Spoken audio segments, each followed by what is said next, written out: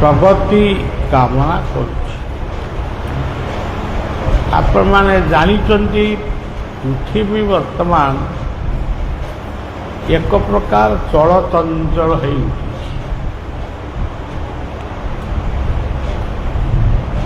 ପୃଥିବୀ ବହୁତ ଦିନରୁ ଥିଲା, ସେ ଅଛି, ଆମେ କହିପାରିବାନି ପୃଥିବୀର ଜନ୍ମ କେବେ। ଏଇ ପୃଥିବୀକୁ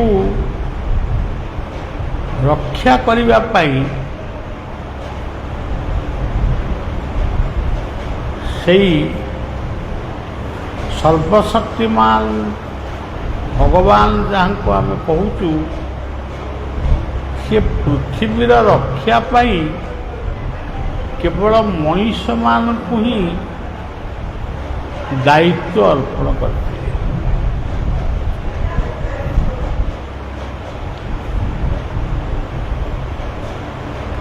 ଆପଣମାନେ ଭାବନ୍ତୁ, ଜଙ୍ଗଲ ଆଜି ନାହିଁ, ତାକୁ ନଷ୍ଟ କରିଛି ମଣିଷ। ଗଛ ଆଜି ନାହିଁ, ତାକୁ ନଷ୍ଟ କରିଛି ମଣିଷ।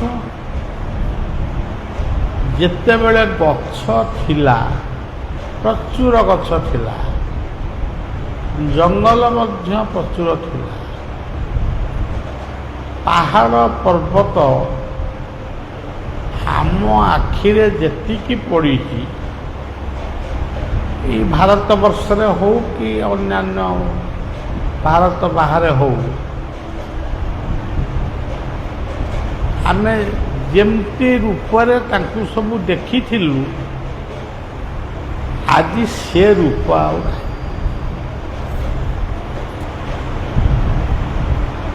ଆଜି ସବୁଠାରୁ ବ୍ୟତିକ୍ରମ ହେଉଛି ସୃଷ୍ଟିକୁ ବା ଈଶ୍ୱରଙ୍କ ତିଆରି ମଣିଷକୁ ଦାୟିତ୍ୱ ଦିଆହେଇଥିଲା, ତୁମେ ନିଜକୁ ରକ୍ଷା କରିବ, ପରିବାରକୁ ରକ୍ଷା କରିବ, ସମାଜକୁ ରକ୍ଷା କରିବ, ଦେଶକୁ ରକ୍ଷା କରିବ। ଏ ସବୁ ଗୁଡ଼ାକ ଦାୟିତ୍ୱ ମଣିଷ ଉପରେ। କିନ୍ତୁ ଆଜି ମଣିଷ ସେ ସବୁ ଦାୟିତ୍ୱ ନେବା ପାଇଁ ସେ ଚାହୁଁ। ରାତି ପାହିଲେ ଗଛ କଟା ହେବ, ଜଙ୍ଗଲରେ ନିଆଁ ଲାଗିବ, ବଡ଼ ବଡ଼ ମନ୍ଦିର ତିଆରି ହେବ, ସେ ମନ୍ଦିରରେ ବଡ଼ ବଡ଼ ଠାକୁର ସବୁ ପୂଜା ପାଇବେ।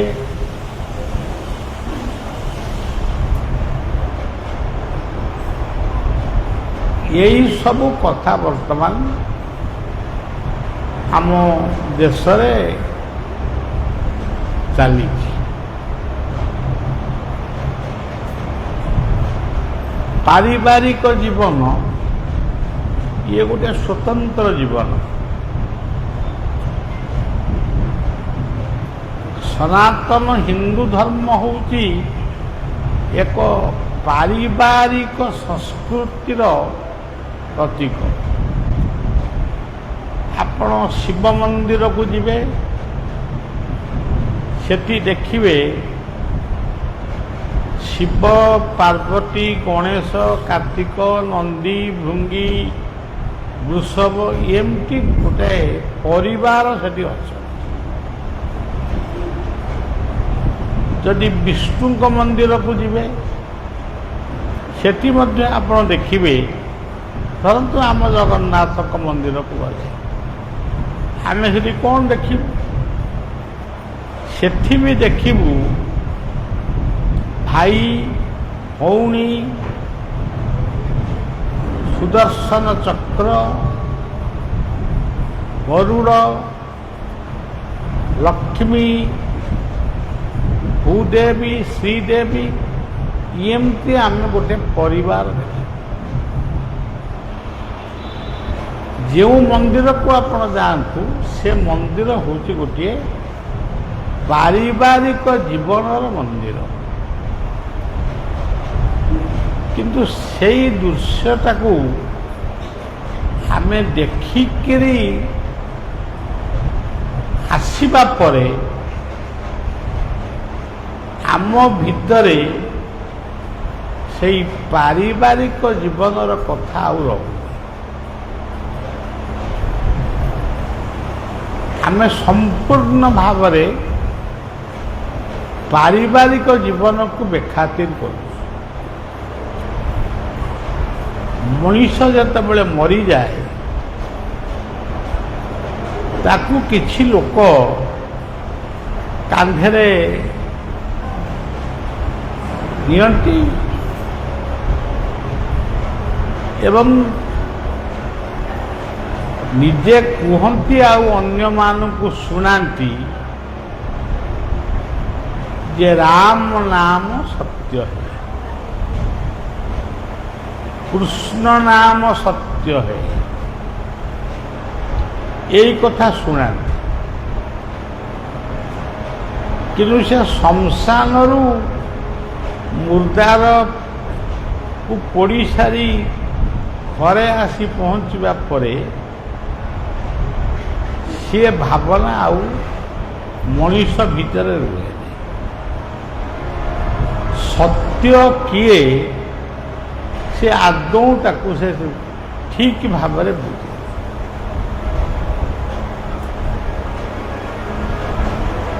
ତେଣୁ ସବୁଠାରୁ ଆଜି ଯଦି ଗୋଟେ ବଡ଼ କାମ ଥିବ ସେ ବଡ଼ କାମଟି ହେଉଛି ପରିବେଶର ସୁରକ୍ଷା। ଆଉ ଯଦି ବଡ଼ କାମ କିଛି ଖୋଜିବା ସେ ବଡ଼ କାମ ହେଉଛି ନିଶା ମାଦକ ଠାରୁ ଆମେ ଦୂରେଇ ଯିବା।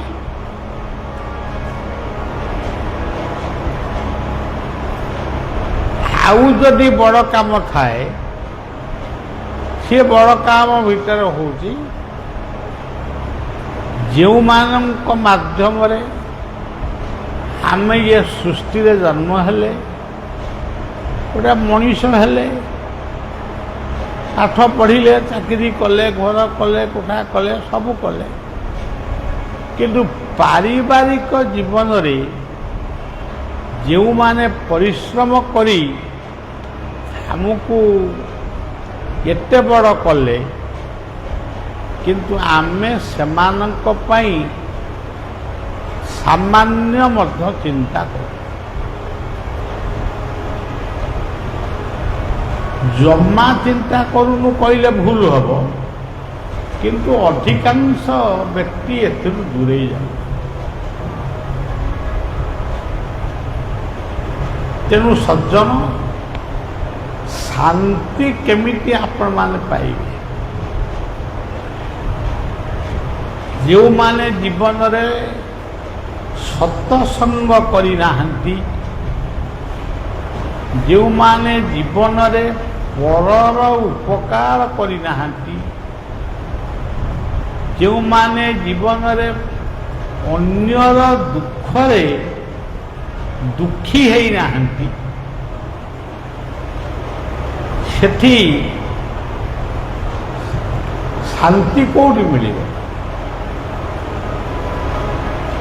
ସେଠି ଶାନ୍ତି ମିଳିବ। ଏଇ ବର୍ତ୍ତମାନ ଏଇ 10 ମିନିଟ୍ ପୂର୍ବରୁ ଗୋଟେ ଝିଅ କହୁଥିଲା ଯେ ମୋର ଆଉ କିଛି ଦରକାର ନାହିଁ, ମୋତେ ଟିକେ ଶାନ୍ତି ଦିଅ।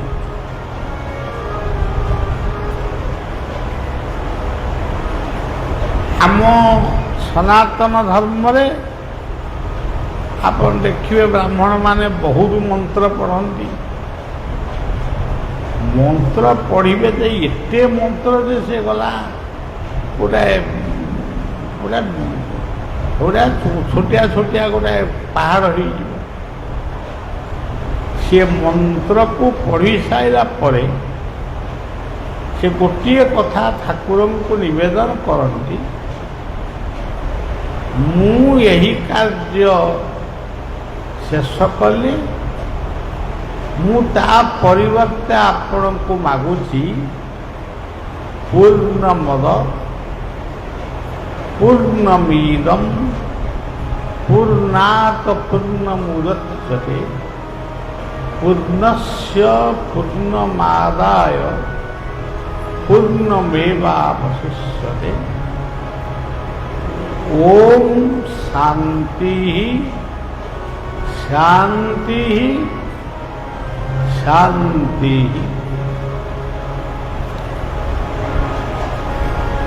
ଯେଉଁଠି ଶାନ୍ତି ଅଛି ସେଇଠି ଭଗବାନ ଅଛନ୍ତି, ସେଇଠି ମୁକ୍ତି ଅଛି। ଆପଣ ଦେଖନ୍ତୁ, ଇଏ ଗୋଟେ ଘର, ଏମିତିଆ ଘର ଓଡ଼ିଶାରେ କ'ଣ, ଭାରତରେ କ'ଣ ବହୁତ ଘର ଏମିତି ହେଇଛି। ଘର କାହାକୁ ଶାନ୍ତି ଦିଏନି। ଘର ଗୋଟେ ମଣିଷକୁ ସୁରକ୍ଷା ଦିଏ, ତେବେ ଶାନ୍ତି କିଏ ଦିଏ? ଏଇ ଯେଉଁ ଆପଣମାନେ ଏକତ୍ର ଏଠି ବସିଲେ, ପରସ୍ପର ସହିତ ବାର୍ତ୍ତାଳାପ କଲେ, କଥାବାର୍ତ୍ତା ହେଲେ, ପ୍ରତ୍ୟେକଙ୍କର ମାନସିକ ଶାରୀରିକ ଯନ୍ତ୍ରଣାକୁ ବୁଝିଲେ, ଏଇ ଯେଉଁ କାର୍ଯ୍ୟଟି ଆପଣ କଲେ, ତା ସହିତ ଟିକେ ଭଗବାନଙ୍କର ନାମ କଲେ, ଟିକେ ସତ୍ସଙ୍ଗ କଲେ, ଏତିକି ବ୍ୟତୀତ ଆପଣ ଭାବିକିରି କହିବେ, ଯେତେ ଦିନ ଭାବୁଛନ୍ତି ଭାବନ୍ତୁ, ଏହା ବ୍ୟତୀତ ଶାନ୍ତି ଆଉ କେଉଁଠି?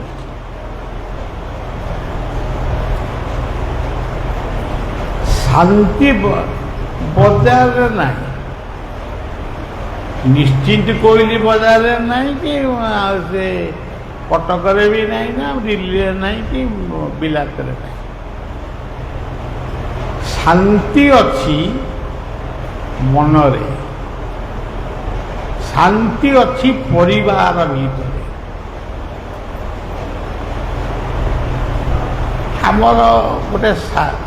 ଆମର ଗୋଟେ ନୀତି ଶ୍ଳୋକରେ ଲେଖା ହେଇଛି, ଏ ଦୁନିଆରେ ଶାନ୍ତିରେ କିଏ ଅଛି? ସେ ଉତ୍ତର ଦେଉଛନ୍ତି, ଯେଉଁ ଲୋକ ଶାଗ ଭାତ କି ଆଳୁ ଭର୍ତ୍ତା ଭାତ ଖାଇକିରି ସପ ଖଣ୍ଡେ ପକେଇ ଖୁବ୍ ଆନନ୍ଦରେ ଶୋଇଯାଉଛି, ପ୍ରକୃତି ଆନନ୍ଦ। ଆମର ପୁଅଟିଏ ହେଲା କି ଝିଅଟିଏ ହେଲା, ଯାହା ହଉ ଗୋଟେ ଆନନ୍ଦ। ତାପରେ ଆଉ ଗୋଟିଏ କଥା ଆମ ସହିତ ଆସିଲା, ସେ ହେଉଛି ଦୁଃଖ।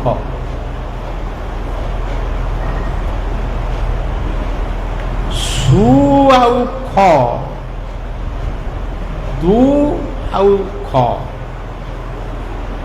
ये दुईटी शब्द ख अक्षरटी अच्छी, सुख एवं दुख। आम मान जीवन में केतेबेले सुख आसे, केतेबेले दुख आसे। ताले कौन आमे करिबा? सेई जो ख अक्षरटी, से ख अक्षरटी होउचंती स्वर्ग।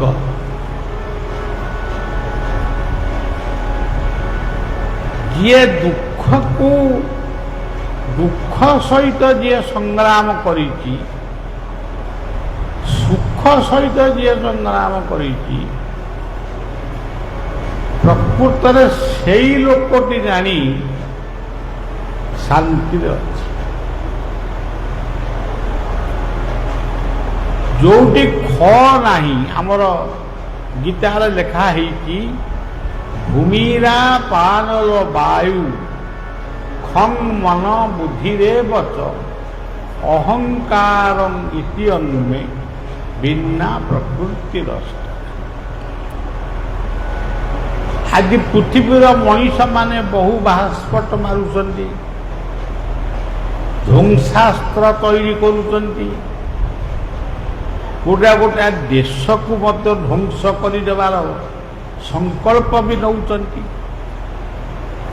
ସ୍କୁଲରେ ପିଲା ପାଠ ପଢ଼ୁଛନ୍ତି, ସେ ନୃଶଂସମାନେ ସେ ସ୍କୁଲ ପିଲାମାନଙ୍କୁ ମଧ୍ୟ ବମିଂ କରି ମାରିଦେଉଛନ୍ତି।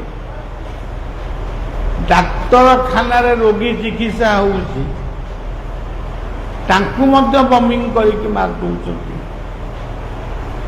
ମାରି ସାରିଲା ପରେ ପୁଣି ଗୋଟେ ଫୁଟାଣି ଗପ ମାରୁଛନ୍ତି, ଆମେ ଇଏ ସ୍କୁଲକୁ ଉଡ଼େଇ ଦେଲୁ, ସେ ଡାକ୍ତରଖାନାକୁ ଉଡ଼େଇ ଦେଲୁ, ସେ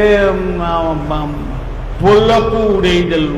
ମାନେ ଏଇ ଯେଉଁ କଥା, ଇଚ୍ଛନ୍ତି ଦାମ୍ଭିକେ ରଖିବାକୁ ହସ୍ତେ ସମସ୍ତଙ୍କ ଭାଗ୍ୟ ଡୋରି, ନିଜ ଭାଗ୍ୟ ଡୋରି କାଳ ହସ୍ତେ ବୋଲି ହେଳେ ପକାନ୍ତି ପାଶ।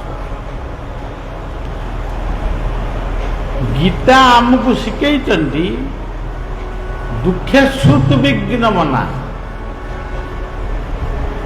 ସୁଖେ ସୁବିଗତ ସ୍ପୃହ, ପୀତ ରାଗ ଭୟ କ୍ରୋଧ, ସ୍ଥିତ ଧି ମୁନିରୁଚ୍ଚ। ଦୁଃଖ ଆଉ ସୁଖରେ ଯିଏ ଧୈର୍ଯ୍ୟଚ୍ୟୁତ ହୁଏ ନା, ଯାହାର ଏକାଗ୍ରତା ନଷ୍ଟ ହୁଏ ନା, ସେଇ ଲୋକଟି ଯାଇ ଶାନ୍ତି ପାଏ।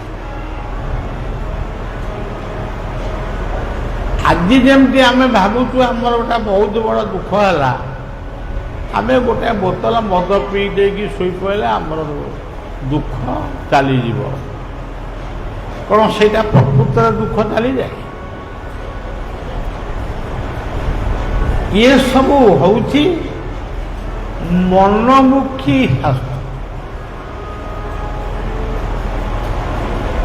ବିପଦ ନୁହଁଇ ବିପଦ କେବେ, ସମ୍ପଦ ନୁହଁଇ ସମ୍ପଦ ଭବେ, ବିଭୁଙ୍କୁ ଭୁଲିଲେ ସକଳ ଦୁଃଖ, ବିଭୁ ସୁମରଣେ ମିଳଇ ସୁଖ। ଦ୍ରୌପଦୀ ଜଙ୍ଗଲରେ ଗୋଟେ ପତର କୁଡ଼ିଆ ଭିତରେ ଗୋଟେ ପତର କୁଡ଼ିଆ ଆପଣମାନେ ଅନୁଭବ କରିଥିବେ। ଏବେ ତ ନାହିଁ ସେଗୁଡ଼ାକ। ଗୋଟେ ପତର କୁଡ଼ିଆ ଭିତରେ ସେଠି ଦ୍ରୌପଦୀ ଅଛନ୍ତି। ପାଣ୍ଡବମାନେ ଆମ୍ବ ପଣସ ପିଜୁଳି କଦଳୀ ସଂଗ୍ରହ କରିବା ପାଇଁ ବାହାରକୁ ବଜାରକୁ ଯାଇଥିଲେ, ଏ ଜଙ୍ଗଲକୁ ଯାଇ। ଠିକ୍ ଏହି ସମୟରେ ଭଗବାନ କୃଷ୍ଣ ତାଙ୍କ ପାଖରେ ପହଞ୍ଚିଲେ। ସେ ପୁଣି ପହଞ୍ଚିଲେ କେମିତି? ଗୋଟେ ଅଦ୍ଭୁତ ରୂପରେ ପହଞ୍ଚିଲେ। ଯେମିତି ବାଟୋଇ ଖରାଦିନେ ଯେତେବେଳେ ବାଟ ଚାଲିକିରି ଯାଏ, ସେ ନିଶ୍ଚୟ ପାଣି ବୋତଲଟିଏ ରଖିଥିବ, ଛତାଟିଏ ରଖିଥିବ, ପାଦରେ ଜୋତାଟିଏ ମଡ଼େଇଥିବ। ଏମିତି ଗୋଟେ ରୂପ ହେଇକିରି ସେ ବାଟରେ ଯାଏ। ଭଗବାନ କୃଷ୍ଣ ସେମିତି ଗୋଟିଏ ବାଟୋଇର ରୂପ ଧାରଣ କରି ଗୋଟିଏ ବାଡ଼ି ଧରିଛନ୍ତି, ମୁଣ୍ଡରେ ଠେକା ବାନ୍ଧିଛନ୍ତି, ଆଉ ଏଇଭଳିଆ ଗୋଟେ ଅଦ୍ଭୁତ ରୂପରେ ଆସି ପହଞ୍ଚ। ଦ୍ରୌପଦୀ ଯେତେବେଳେ ଦେଖିଦେଲେ ଯେ ଭଗବାନ କୃଷ୍ଣ ଆସିକିରି ମୋ ପାଖରେ ପହଞ୍ଚିଛନ୍ତି, ସେ ତ ନିଶ୍ଚୟ କୃତ୍ୟକୃତ୍ୟ ହେବେ, ଆନନ୍ଦ ହେବେ। ସେ ତାଙ୍କୁ ସ୍ତବ ସ୍ତୋତ୍ରାଦି ପାଠ କରି ତାଙ୍କୁ ଖୁସି କରିବା ପାଇଁ ଚେଷ୍ଟା କଲେ। କିନ୍ତୁ କୃଷ୍ଣ ସବୁବେଳେ କହିଲେ ଯେ ମୋର ଏସବୁ ଦରକାର ନାହିଁ, ମୁଁ ଏଥିପାଇଁ ଆସିଛି। ଦ୍ରୌପଦୀ କହିଲେ ପ୍ରଭୁ କ'ଣ ପାଇଁ ଆସିଛନ୍ତି? ଆମେ ତ ରାଜ ଉଆସରେ ଥିଲୁ, ବର୍ତ୍ତମାନ ଜଙ୍ଗଲରେ ଅଟା କିଲେ ବି ଆମ ପାଖରେ ନାହିଁ, ଚାଉଳ ଡିସରେ ବି ନାହିଁ, ପନିପରିବା ତ ନାହିଁ। ଆପଣଙ୍କୁ ଆମେ କେମିତି କ'ଣ ଆନନ୍ଦ ଦେବୁ? କୃଷ୍ଣ କହିଲେ ମୋତେ ଭୋକ କରୁଛି, ପ୍ରବଳ ଭୋକ। ତୁ ମୋତେ ଆଗ କିଛି ଖାଇବାକୁ ଦେଇଦେ, ମୁଁ ଖାଇସାରିଲା ପରେ ତୋ ସାଙ୍ଗରେ କଥାବାର୍ତ୍ତା।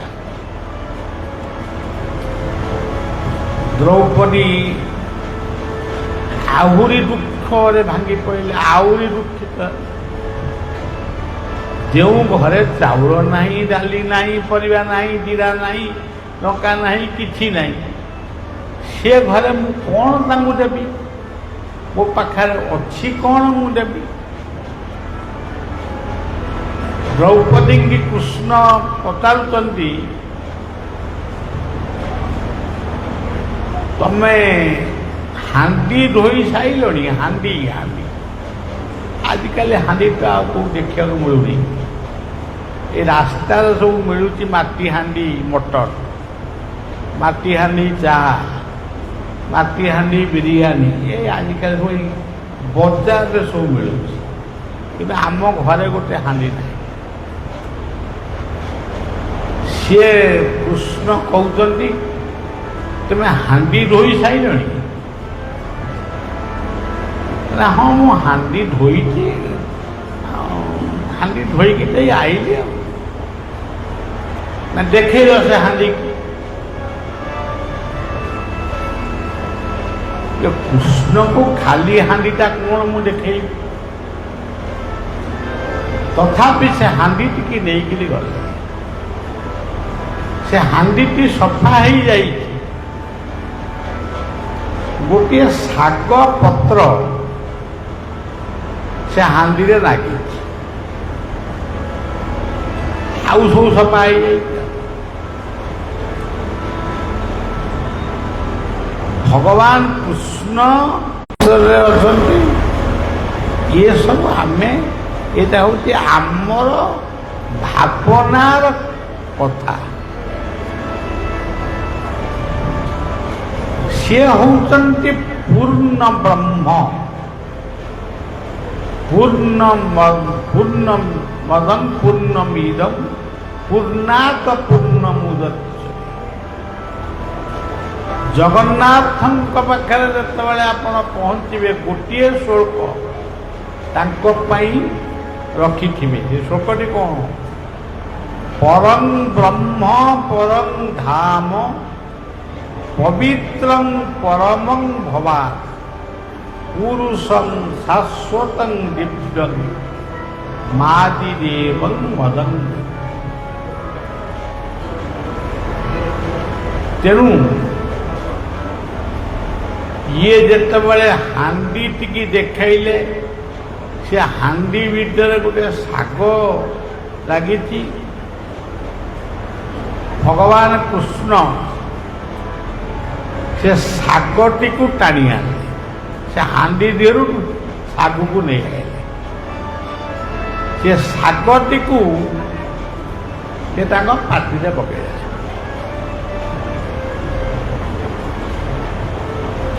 ଭଗବାନ ନିଜେ ଗୀତାରେ କହିଛନ୍ତି, ମୁଁ କୋଉଠି ଅଛି,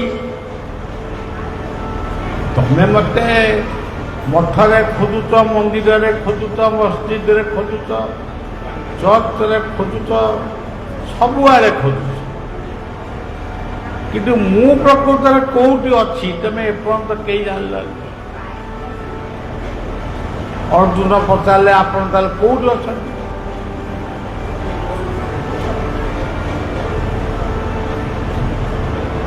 न तद्भास्यते सूर्य न शशांक न पावक यदगत्वा न निवर्तन्ते तद्धाम परमं मम। ଯେଉଁଠିକୁ ସୂର୍ଯ୍ୟ ଚନ୍ଦ୍ରଙ୍କ ଭଳି ଦେବତା ମାନେ ଗଲେ ବି ଆଉ ସେ ଫେରି ପାରନ୍ତିନି, ସେଇଠି ସେ ବିଲୀନ ହେଇଯାଏ। ସେଇ ଜାଗାଟା ହେଉଛି ମୋ ଠିକଣା। ଅର୍ଜୁନ ଏଇ କଥା ବୁଝି ସାରିଲା ପରେ ପୁଣି ପଚାରିଲେ, ପ୍ରଭୁ ଆଉ କୋଉଠି ଆପଣ ଅଛନ୍ତି? ଆମେ ଯେମିତି ଆମ ଘର ଗୋଟାଏ ଜାଗାରେ ଆମେ ଗୋଟାଏ ରହିଛୁ ଏଠି, ସେମିତି ଠାକୁରଙ୍କର ଆଉ କୋଉଠି ଘର ଅଛି? ସେଠି ସେ ଆଉ ଗୋଟିଏ ଶ୍ଳୋକରେ ବୁଝେଇଲେ, ଅହଂ ବୈଶ୍ୟାନରା ଭୂତ୍ୱା ପ୍ରାଣୀନାଂ ଦେହମାଶ୍ରିତା ପ୍ରାଣପାନ ସମାଯୁକ୍ତ ପଚାମେନଂ ଚତୁର୍ବୀରମ୍। ମୁଁ ତମର ପେଟ ଭିତରେ ଥିବା ଯେଉଁ ପାକସ୍ଥଳୀ ଜଠରାଗ୍ନି, ମୁଁ ସେଇଠି ଅଛି। ତୁମେ ଯାହା ଖାଉଛ ମୁଁ ତାକୁ ସେଇଠି ହଜମ କରେ। ଅର୍ଜୁନଙ୍କର ଆଉ ଟିକେ ଆଗ୍ରହ ବଢ଼ିଲା,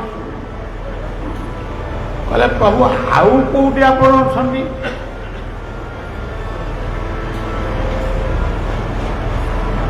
ଠାକୁର କହିଲେ, ମୁଁ ଆଉ ଗୋଟେ ଜାଗାରେ ଅଛି।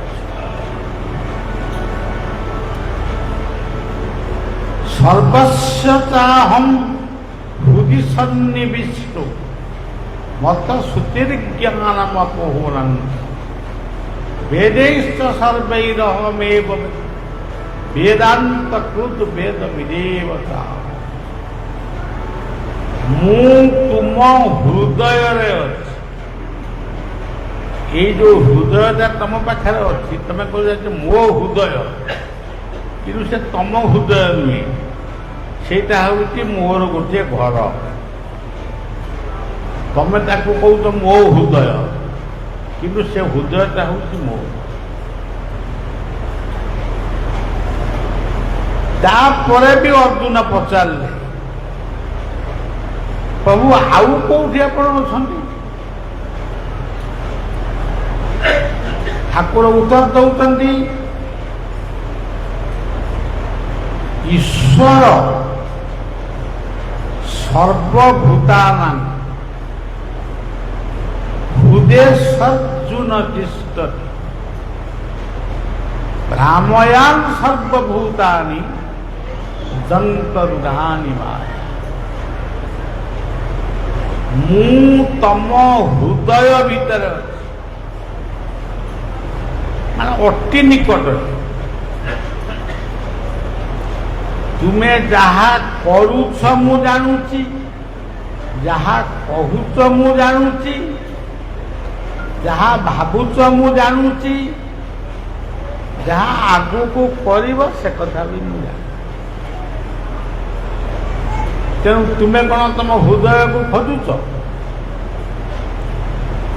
ତମେ ଭାବୁଛ ମୁଁ ନଈକି ଯିବି, ତେଲ ମାରିବି, ତେଲ ମାରିକି ନଈରେ ଗାଧେଇବି, ମାନେ ଏମିତି ଗୋଟେ ପରିଷ୍କାର ପରିଚ୍ଛନ୍ନ ହେଇ ମୁଣ୍ଡ ଫୁଣ୍ଡ କୁଣ୍ଡେଇ ଗୋଟେ ନୂଆ ବସ୍ତ୍ର ପିନ୍ଧିକିରି ମୁଁ ଯିବି ଅମୁକ ମନ୍ଦିରକୁ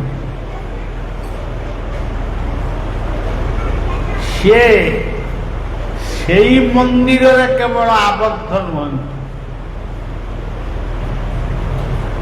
ଆପଣମାନେ ଏଠି ଯେତେ ବସିଛନ୍ତି ସମସ୍ତେ ହଉଛନ୍ତି ଗୋଟାଏ ଗୋଟାଏ ମନ୍ଦିର। ପୃଥିବୀରେ ଯେତେ ମନ୍ଦିର ଅଛି ମଣିଷ ମନ୍ଦିର ହଉଛି ସବୁଠାରୁ ଶ୍ରେଷ୍ଠ ମନ୍ଦିର। ତୁମେ ଯଦି ନିକଟରେ ସହଜରେ ଯଦି ତାଙ୍କୁ ପାଇବାକୁ ଚାହୁଁଛ ତାହେଲେ ତୁମ ହୃଦୟକୁ ତୁମେ ନିଜେ ଧ୍ୟାନ କର। ତୁମ ମସ୍ତିଷ୍କରେ ଯେଉଁ ବୁଦ୍ଧି ବିବେକ ବିଚାର ଜ୍ଞାନ ଏସବୁ ଅଛି ତାକୁ ଟିକେ ନେଇକିରି ଟିକେ ଚିନ୍ତନ କର, ଜୀବନରେ ତମେ କେତେ ଭୁଲ କରିଛ ଆଉ କେତେ ଠିକ କରିଛ। ଅନେକ ଲୋକ କହନ୍ତି ଆମେ ଋଣଗ୍ରସ୍ତ ହେଇଗଲୁ। କି ଋଣ କରୁଛ ତମେ? ନା ଏଇ ବ୍ୟାଙ୍କରୁ। ବ୍ୟାଙ୍କରେ ଋଣ କରୁଛ, ଗୋଟେ ଜମି ବିକ୍ରି କଲେ ବ୍ୟାଙ୍କ ଋଣ ସୁଝିଯିବ। ତମେ ସେ ବ୍ୟାଙ୍କ କ'ଣ ଋଣ ସେଟାକୁ ବ୍ୟବସ୍ଥା ଗୋଟାଏ ହେଇଛି, ତମେ କରୁଛ, ଆଜି ନହେଲେ କାଲି ସୁଝିବ। କିନ୍ତୁ ମନେ ପକାଇବାକୁ ପଡ଼ିବ ତୁମେ ପ୍ରକୃତରେ ଋଣୀ କୋଉଠି। ପ୍ରଥମ ଋଣୀ ହଉଛ ମାତୃଗର୍ଭ ହିଁ। ମାର ଗର୍ଭରେ ତମେ ଯେତେବେଳେ ଥିଲ ତମ ନାଭି ସହିତ ମାର ସମ୍ପର୍କ ଥିଲା। ମା ଯାହା ଖାଉଥିଲା ସେ ନାଭି ବାଟ ଦେଇ ଛୁଆ ପାଖକୁ ଆଉଥିଲା। ତୁମେ ସେ ମା ପାଇଁ କ'ଣ କରୁଛ? ତୁମେ ଯେତେବେଳେ ଜନ୍ମ ହେଲ ତମକୁ ଯିଏ ପାଠଶାଠ ପଢ଼େଇଲେ କି କ'ଣ ଗୋଟେ କଲେ, ତାଙ୍କ ଋଣ କ'ଣ ସୁଝିଛ? ଯିଏ ତମକୁ ପାଠ ପଢ଼େଇକରି ଇଞ୍ଜିନିୟର କଲେ, କିଏ କହୁଛି ମୁଁ IAS ହେଲି, କିଏ କହୁଛି ମୁଁ OAS ହେଲି, ତାଙ୍କ ପାଇଁ ତମେ କ'ଣ କରୁଛ? ଯେଉଁ ଧରିତ୍ରୀ ମା ତମକୁ ରାତି ପାଇଲେ ଧାନ ବିରି ମୁଗ ଆମ୍ବ ପଣସ ସବୁ ଦଉଛି ଖାଇବାକୁ, ତମେ କୋଉ ଗୋଟାକ ସୃଷ୍ଟି କରିଛ? ତମେ ଇଏ ପୃଥିବୀରେ ବହୁତ କଥା, ହେ ଆମ୍ବ ସାଲେପୁରରେ ମିଳୁଛି, ସେ ପଣସ ଅମୁକ ଜାଗାରେ ମିଳୁଛି, ସବୁ ଏଇ ବଜାର ଗୁଡ଼ାକ କେବଳ ତମେ ମନେ ରଖିଛ। ତ ଅମୁକ ବଜାର ବିକ୍ରୟୀକରଙ୍କ ପାଖରେ ରସଗୋଲା ମିଳୁଛି, ତମେ ଖାଲି ଏଇଆକୁ ମନେ ରଖିଛ। କିନ୍ତୁ ତୁମେ ଭୁଲି ଯାଇଛ ଧରିତ୍ରୀ ମାତା ଆମ ଜନ୍ମ ଠାରୁ ମୃତ୍ୟୁ ପର୍ଯ୍ୟନ୍ତ ସେ ଆମକୁ କୋଉ ଋତୁରେ ମାନେ କୋଉ ଋତୁରେ କୋଉ ଖାଦ୍ୟଟା ଖାଇଲେ ଦେହଟା ସୁସ୍ଥ ରହିବ ସେ ଖାଦ୍ୟ କ'ଣ ଆପଣମାନେ ତୈରି କରିଥିଲେ? ଇଏ ଖରା ଦିନେ ଆପଣ ଯାଆନ୍ତୁ ଦେଖିବେ ପାଣି କୋଇଲି ଆଡ଼େ ଚଣ୍ଡିଖୋଲ ଖାଲି ତରୁଭୁଜ ବିକ୍ରି ହେଉଛି। ମୁଁ ଦିନେ ଦିନେ ଭାବେ ଏଇ ମାସରେ କାହିଁ ତରୁଭୁଜ ବିକ୍ରି ହେଲା? ଏଇ ମାସ ପାଇଁ ତରଭୁଜ ଦରକାର। ମୋ ପୁଅ ଝିଅ ମାନେ ତୃଷ୍ଣା ମେଣ୍ଟେଇବେ, ତେଣୁ ସେ ତରଭୁଜ ସୃଷ୍ଟି କରିଛନ୍ତି, ଆଖୁ ସୃଷ୍ଟି କରିଛନ୍ତି। ବହୁତ କଥା ଆପଣ ଦେଖିବେ, ପ୍ରତ୍ୟେକ ସିଜିନ୍ ଯାହାକୁ ଆପଣ କହୁଛନ୍ତି, ପ୍ରତ୍ୟେକ ସିଜିନ୍ରେ ଭିନ୍ନ ଭିନ୍ନ ପରିବା ଭିନ୍ନ ଭିନ୍ନ ଖାଦ୍ୟ ପେୟର ବ୍ୟବସ୍ଥା ସେ କରିଛନ୍ତି। କାହିଁକି କରିଛନ୍ତି? ତୁମେ ଧରିତ୍ରୀ ପାଇଁ ଜୀବନରେ କ'ଣ କରିଛ? ଯେମିତି ଆଜିକାଲି କିଛି ମଦ୍ୟପ ବ୍ୟକ୍ତି ମଦ୍ୟ ପିଇକିରି ସିଏ ବାଟରେ ଯାଉଥିବା ଗୋଟିଏ ମା ବୟସର କି ଭଉଣୀ ବୟସର କି ଆଉ କେଉଁ ବୟସ, ତାକୁ ତ ମଦ ନିଶାରେ କିଛି ସେ ଜାଣିପାରୁନି ଏଟା ମାଉସୀ କି ପିଇସି କି କ'ଣ, ସେ ତାକୁ ବଳାତ୍କାର କରି ମାରୁଛି, ନାଳରେ ପକଉଛି, ପୋତି ବି ଦଉଛି। ତାହେଲେ ତମ ପାଖରେ ମଣିଷ ପଣିଆ କ'ଣ ଅଛି? ଯାହାକୁ ଭାଗବତ କହିଥିଲେ ନର ଦେହ ନୁହେଁ ଭିଡ଼ା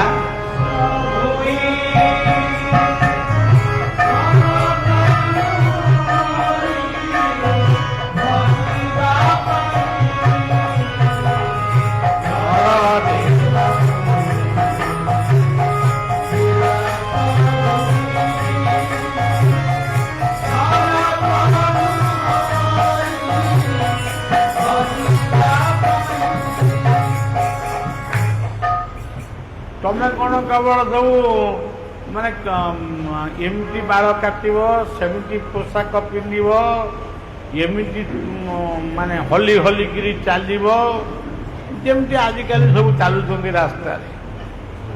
ତମେ କ'ଣ ଜନ୍ମ ମା ଗର୍ଭକୁ ଶିଖିକି ଯାଇଥିଲ? ମା ଗର୍ଭରୁ ଯେତେବେଳେ ଜନ୍ମ ହେଲ ମାତୃସ୍ତନରେ କ୍ଷୀରଟାକୁ କିଏ ଦେଇଥିଲା? ଆପଣମାନେ ଚିନ୍ତା କରନ୍ତୁ। ଆପଣ କେହି ମୂର୍ଖ ନୁହନ୍ତି, ମୁଁ ବରଂ ସବୁଠାରୁ ବଡ଼ ମୂର୍ଖ। ମା ଗର୍ଭରେ ପ୍ରଥମ କ୍ଷୀରଟାକୁ କିଏ ଦେଇଥିଲା? ଆପଣ ଚିନ୍ତା କରନ୍ତୁ। ମା କହୁଛି ମୁଁ ବା ତତେ ଜନ୍ମ କରିଛି। ଆଉ ତୁ ଜନ୍ମ କରୁଛୁ ଯେ, କିନ୍ତୁ କ୍ଷୀରଟାକୁ ସ୍ତନରୁ ଦେଲୁ, ସେ କ୍ଷୀରଟା କୋଉ ଦୋକାନରୁ ଓମ୍ ଫେରରୁ କି ଆଉ କୋଉ ଫେର କ'ଣ ଥିବ ମୁଁ ଜାଣିନି, ସେଠୁ କିଣିକିରି ଆଣିକି ତା ଭିତରେ ଭର୍ତ୍ତି କରିଥିଲୁ। ତେଣୁ ତମେ ମାର ଋଣ ସୁଝିବା ପାଇଁ ତୁମେ ଉପଯୁକ୍ତ ସନ୍ତାନ ନୁହେଁ। ଆଉ ମା କିଏ? ଧରିତ୍ରୀ ମା। ସିଏ କ'ଣ ଆପଣଙ୍କୁ ନ ଦଉଛି ଆପଣ ଟିକେ ଚିନ୍ତା କଲେ? ଧରିତ୍ରୀ ମା ସେ କ'ଣ ନ ଦଉଛି? ଧାନ, ବିରି, ମୁଗ, କୋଳଥ ଠାରୁ ଆରମ୍ଭ କରି ସବୁ ସେ ତମ ପାଇଁ ଦେଇଛି। ଗାଈ ବଞ୍ଚିବ ବୋଲି ଗାଈ ତା ପାଇଁ ବି ଘାସ ବି ଦେଇଛି। ତମେ କ'ଣ ଦଉଛ? ଖାଇସାଇଲା ପରେ ଯଦି ପଖାଳ ବଳି ପଇଲା ସେଇଗୁଟାକୁ ଖାଇବାକୁ ଦଉଛ। ତମେ ଏତେ ପାପିଷ୍ଠ ପାମର ପାଷାଣ୍ଡ ହେଇଗଲ, ଏତେ କୃତଜ୍ଞ ହେଇଗଲଣି, ତୁମେ ଧରିତ୍ରୀ ମାକୁ ବି ଆଜି ପର୍ଯ୍ୟନ୍ତ ବୁଝିଲ। ଖାଲି କ୍ରିକେଟ ଖେଳରେ ବୁଝିଛ, ଅମୁକ ଷ୍ଟାଡିୟମରେ କ୍ରିକେଟ ଖେଳ ହବ, ଢମକ ଷ୍ଟାଡିୟମରେ ହକି ଖେଳ ହବ। ଏଇ କ'ଣ ଧରିତ୍ରୀର ଜନ୍ମ ହେବାର ଲକ୍ଷଣ? ଆମ ଓଡ଼ିଶାର କବିମାନେ କେତେ ସୁନ୍ଦର ସୁନ୍ଦର ଗୀତ ଲେଖି ଯାଇଛନ୍ତି। ମାଟି ମା ଅଙ୍ଗନେ ସୁନା ଧାନ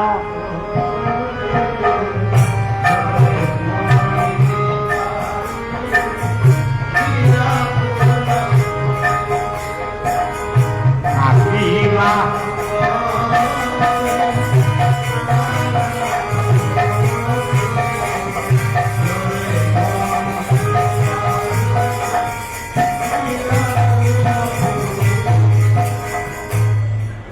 ଆଉ ଗୋଟେ ପଦର ସେ ଲେଖିଛନ୍ତି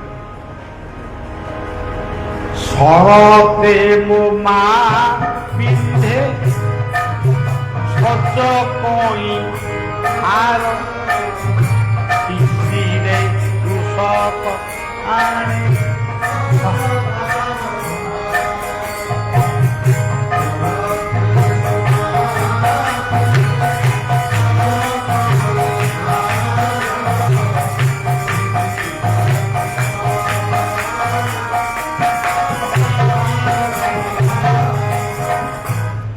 ଆହୁରି ଗୋଟେ ବହୁତ ବଢିଆ ପଦ ଲେଖିଛନ୍ତି ବସନ୍ତେ ମୋ ମା ପିନ୍ଧେ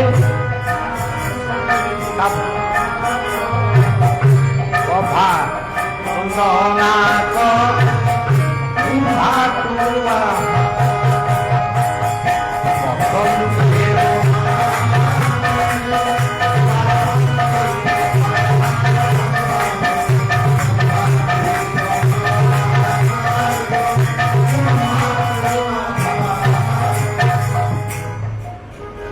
ଏଇ ଯୋଉ ପ୍ରକୃତି ରାଣୀ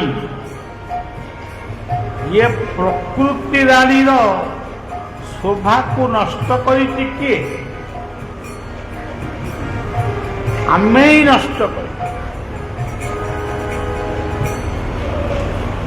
ମୋ ଜୀବନରେ ମୁଁ ସେତେବେଳେ ଟିକେ ହିନ୍ଦୀ ଫିନ୍ଦି ଏତେ ଭଲ କହିପାରୁନଥିଲି ଏଇ ଖଣିଆ ମୁଣ୍ଡିଆକିରି କ'ଣ କହୁଛି ଗୋଟେ ନୈମିଷ୍ୟ ଅରଣ୍ୟ ସାଧୁସନ୍ତମାନଙ୍କର ତପସ୍ୟା ସ୍ଥାନକୁ ଆମେ ଯାଇଥିଲୁ ଆମକୁ ସବୁ ସାଧୁସନ୍ତମାନେ କହିଲେ ଓଡ଼ିଶାର ଯିଏ ବାବା ଭଳିଆ ଆଇଛନ୍ତି ସେଇ ଟିକେ କ'ଣ କହନ୍ତୁ ଆମେ ଶୁଣିବୁ ଆମେ ତ ଏମିତି ଗୀତା ଶୁଣୁଛୁ ଭାଗବତ ଶୁଣୁଛୁ ରାମାୟଣ ଶୁଣୁଛୁ କିନ୍ତୁ ବାବା ଭଳିଆ ଗୋଟେ କ'ଣ କହୁଥିଲୁ କହିବେ ଆମେ ମୋ ଦେହରୁ ଗୋଟେ ଝାଳ ମାନେ ବହିଗଲା ମାନେ ବୁଢ଼ା ଡର ହେଇଗଲା କ'ଣ କହିବି ଆମେ ଇଏ ତ ବିରାଟ ବିରାଟ ପଣ୍ଡିତ ବହିଛନ୍ତି ଆଉ ଆଙ୍କ ଆଗରେ କ'ଣ ମୁଁ କହିବି କେତିକି ବେଳେ ମୋର ଭଗବାନ ମଙ୍ଗଳମୟ ଖାଲି କହିଲେ ହବନି ଭଗବାନ ମଙ୍ଗଳମୟ ଏ କଥାକୁ ଆପଣମାନେ ଜୀବନରେ ଟିପିକିରି ରଖନ୍ତୁ 1 2 3 4 5 6 କହିକି ଟିପିକିରି ରଖନ୍ତୁ ଭଗବାନ ହେଉଛନ୍ତି ମଙ୍ଗଳମୟ ସେଇଥିପାଇଁ କବିମାନେ ଆମ ଓଡ଼ିଆ ପିଲାମାନେ ଲେଖିଲେ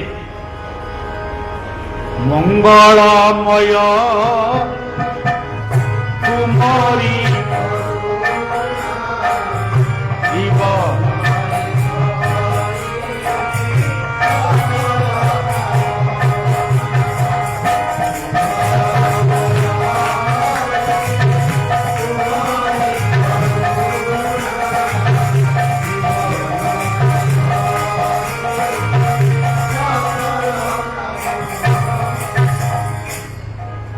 ସିଏ ହେଉଛନ୍ତି ମଙ୍ଗଳମୟ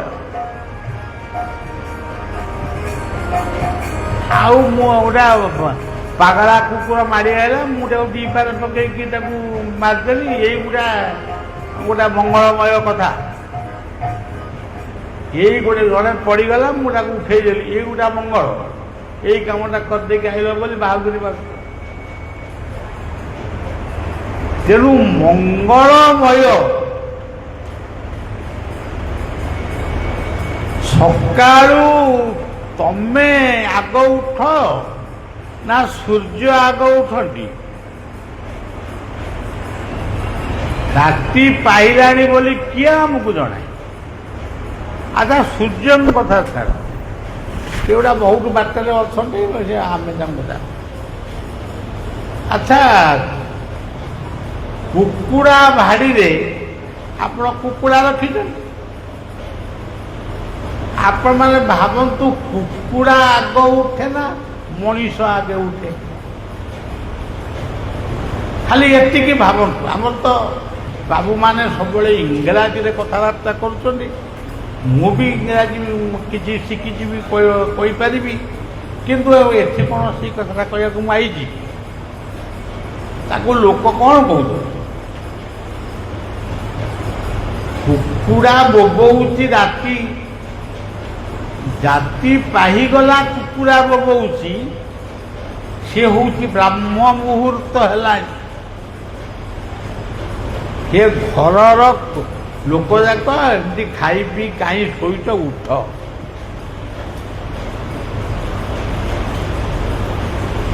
କୁକୁଡ଼ା ବୋବଉଛି, କାଉକୁ କିଏ କହିଥିଲା ବୋବେଇବା ପାଇଁ? ଉଜ୍ଜଳ ଦଶ ଦିଶ ପାହିଲା ରାତି, କାବିଲେ କାକ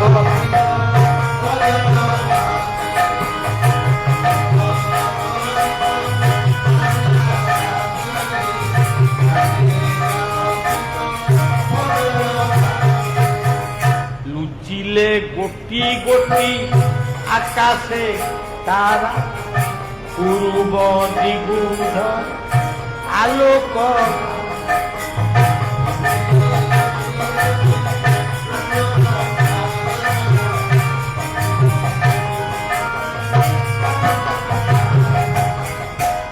ଆକୁ ସବୁ କରିଛି କିଏ? ଯେମିତି ଆମର ଗୁଡ଼ା ମାନେ ଅତିରିକ୍ତ ମଦ ବୋତଲ ଚଢ଼ିଗଲେ ଯେମିତି କ'ଣ ଏ ଶଳା କୁଆଡ଼େ ଗଲା। ଇଏ ଯୋଉ କାର୍ଯ୍ୟ ସବୁ ଚାଲିଛି, ଇଏ କାର୍ଯ୍ୟକୁ କରିଛି କିଏ? ଡାମଲା କାଉକୁ କିଏ କହିଛି ତୁ ପିଢ଼ା ଉପରେ ବସିକିରି ବୋବାଇବୁ? ଡାମରା କାଉରେ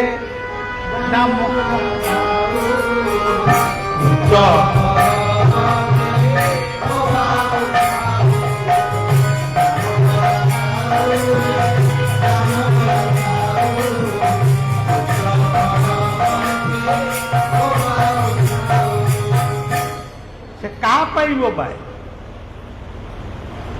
ତା କଣ୍ଠରେ ଯୋଉ ଧ୍ୱନି, ସେ ଧ୍ୱନି କି କିଏ ତାକୁ ରେକର୍ଡିଂ କରିକି ତା କଣ୍ଠରେ ଛାଡ଼ିଥିଲା? କ'ଣ ଆମର ଯୋଉ ହ୍ୟୁମାନ ସାଗର ମରିଗଲେ ସେ ଦେଇଥିଲେ? ହ୍ୟୁମାନ ସାଗର ନା କ'ଣ କିଏ ମରିଲେନି ଗୋଟେ, ସେଇ କ'ଣ ରେକର୍ଡିଂ କରିକି ତା କଣ୍ଠରେ ଦେଇଥିଲେ? ପ୍ରଭୁ କେମିତି ମଙ୍ଗଳମୟ। ସୂର୍ଯ୍ୟ ଉଦୟ ହେବେ, ସୂର୍ଯ୍ୟ ଅସ୍ତ ହେବେ, ଦୁଃଖ ଆସିଛି, ଅଣ୍ଟାରେ ଲୁଗାକୁ ଭିଡ଼ି ଦିଅ। ଅଣ୍ଟାରେ ଲୁଗାକୁ ଭିଡ଼ି ଦେଇକିରି ଯଦି ପାରିବ ମୁଣ୍ଡରେ ଆଉ ଗୋଟେ ଠେକା ବାନ୍ଧିକି ଠିଆ ହ। ଦୁଃଖକୁ ଡାକ, ତୋର କେତେ ସାହସ, ତୁ ମୋ ପାଖକୁ ଆସିବୁ, ଆ ମୁଁ ତୋ ସାଙ୍ଗେ ଲଢ଼େଇ କରିବି। ଦୁଃଖେଷୁ ବିଘ୍ନ ମନା, ସୁଖେଷୁ ବିଗତ ସୁ।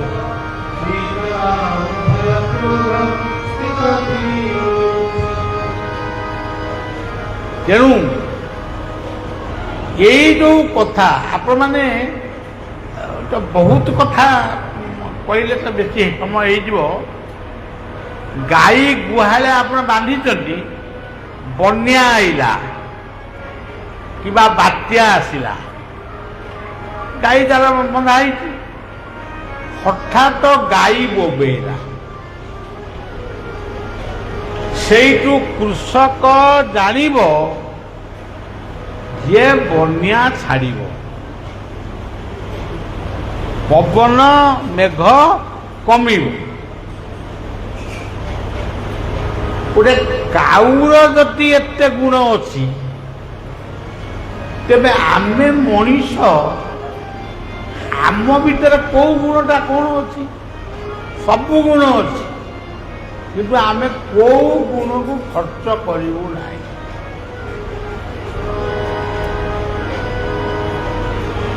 ଯେତେବେଳେ ଦଧିଚିଙ୍କ ପାଖରେ ପହଞ୍ଚିଛନ୍ତି ଦେବରାଜ ଇନ୍ଦ୍ର, ବୃତ୍ରାସୁର ଅତ୍ୟାଚାର କରୁଛି ସ୍ୱର୍ଗରେ ଏବଂ ଆଦେଶ ଆସିଛି କୌଣସି ଋଷିଙ୍କର ଅସ୍ଥି ଯଦି ଆସିବ, ଅସ୍ତ୍ର ତିଆରି ହେବ, ସେଇଥିରେ ସେ ମରିବ। କ'ଣ ପ୍ରକୃତରେ କ'ଣ ଏ ଭାରତ ବର୍ଷରେ ଏମିତିଆ ଋଷି ଅଛନ୍ତି? ନୈମିଷା ଅରଣ୍ୟରେ ପହଞ୍ଚିଲେ ଦଧିଚି ତପସ୍ୟା କରୁଛନ୍ତି, ତପସ୍ୟାରେ ବସିଛନ୍ତି। ତାଙ୍କ ଚାରି ପାଖ ଯାକ ସବୁ ମାନେ ଏଇ ଯୋଉ ଗୋମାତା ମାନେ ସବୁ ଅଛନ୍ତି। ଯେତେବେଳେ ଦଧିଚିଙ୍କ ପାଖରେ ପ୍ରାର୍ଥନା କଲେ, ସେ ଯିଏ ପ୍ରାର୍ଥନା କରୁ, ଇନ୍ଦ୍ର କରୁ, ଆପଣମାନେ କ'ଣ ଯିଏ। ଦଧିଚି କହିଲେ କ'ଣ? ସେ କହିଲେ ଏଇଆ କଥା, ଯଦି ଆପଣ ସାହାଯ୍ୟ ନ କରିବେ ତାହେଲେ ଦେବତା ମାନେ ଶେଷ, ମଣିଷ ଶେଷ, ସବୁ ଶେଷ। କ'ଣ ପାଇଁ? ତମ ଦରକାର କ'ଣ କୁହ? ନା ଆମର ଆଉ ଦରକାର କି ନାହିଁ, ହାଡ଼ ଖଣ୍ଡେ ଦରକାର।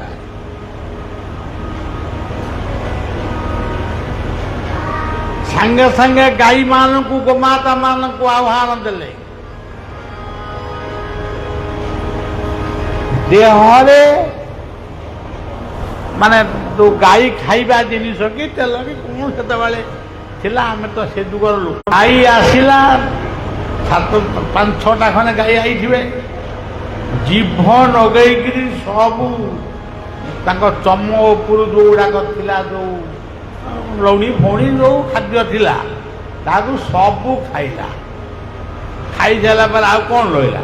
ଖାଲି ହାଡ଼ ଆଉ ଚର୍ମ ଗଲା, ମାଂସ ଗଲା, ସବୁ ଗଲା।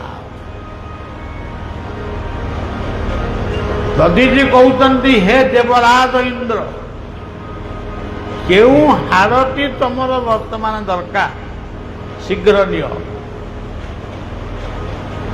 ଦେବରାଜ ଇନ୍ଦ୍ର ବି ହାତ ଯୋଡ଼ିକିରି କହିଲେ, ପ୍ରଭୁ ମୋର ବି ଭୁଲ ହେଇଗଲା। ନା କିଛି ଭୁଲ ହେଇନି, ସେ ଗୋଟିଏ ପଦ କହିଥିଲେ, ମାଟିର ଘଟ ଏ ମାଟିରେ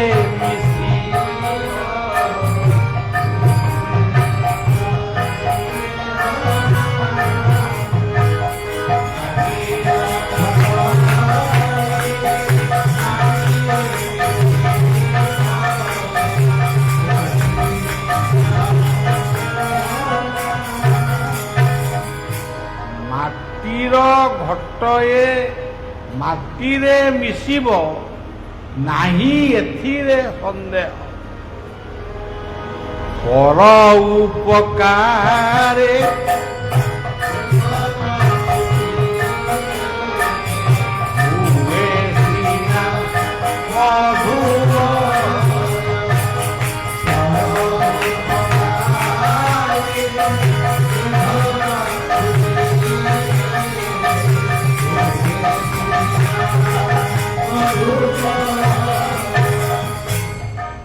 ଆଜି ଦଧିଚି ନାହାନ୍ତି,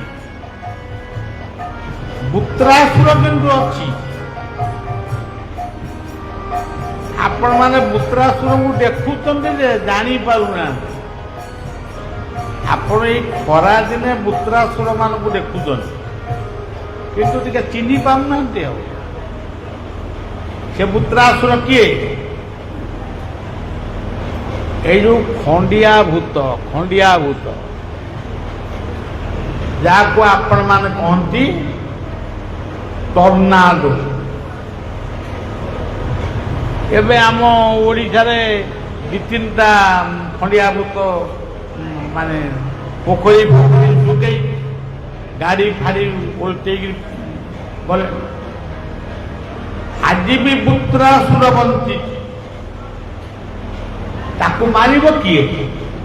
ଦଧିଚ ନାହାନ୍ତି, ଆଉ ତାକୁ ମାରିବ ଦଧିଛି। ତେଣୁ ସଜ୍ଜନ, ଆମେ ଋଣୀ, ମା ଗର୍ଭରୁ ଆମେ ଋଣୀ।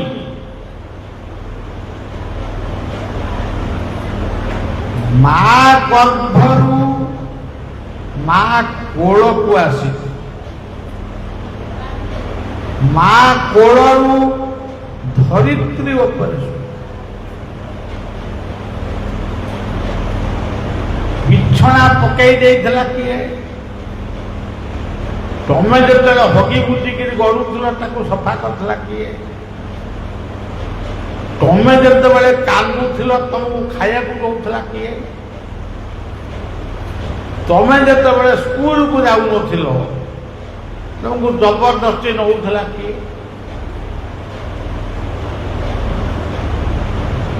ତମର ଯେତେବେଳେ ବେମାର ହଉଥିଲା, ଜର କି ଥଣ୍ଡା କି କଣ,